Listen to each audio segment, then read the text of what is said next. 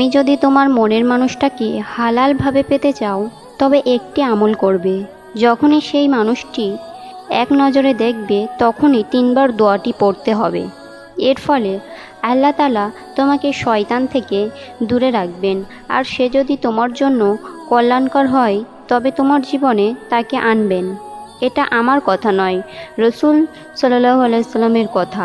দোয়াটি এসেছে 677 নম্বর হাদিস, আম্মাজান আয়েশা রাদিয়াল্লাহু আনহা থেকে বর্ণিত হাদিস। রসুল সাল্লাল্লাহু আলাইহি সাল্লামের কোনো জিনিস যখন পছন্দ হতো ওই জিনিসটা পাওয়ার জন্য রসুল সাল্লাল্লাহু আলাইহি সাল্লাম আল্লাহর কাছে এই দোয়াটি পড়ে সেটা চাইতেন।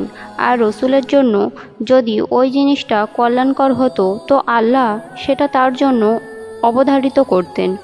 রসুল সাল্লাল্লাহু আলাইহি সাল্লাম তার উম্মতদের জন্য এই দোয়াটি বলে গিয়েছেন।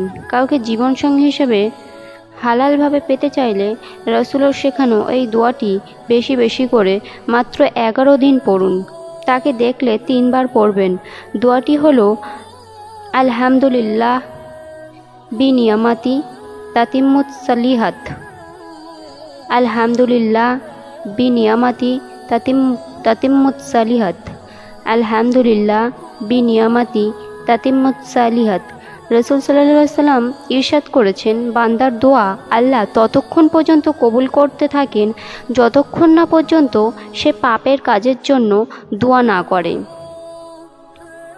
সুতরাং তাকে হালালভাবে আল্লাহর কাছে যান, দোয়া করুন, আমল করুন এবং আত্মীয়তার সম্পর্ক ছিন্ন করার জন্য দোয়া করে এবং তাড়াহুড়ো না করে। এই 3টি ক্ষেত্রে আপনার দোয়া কবুল হবে না। বাকি সব কিছুর জন্য আল্লাহর কাছে তুমি দোয়া করতে পারো। আল্লাহর কাছে তুমি বলবে, আল্লাহ ওই মানুষটি যদি আমার জীবনসঙ্গী হিসেবে পাওয়া যদি কল্যাণকর হয় তবে তাকে আমার জন্য সহজ করে দিন।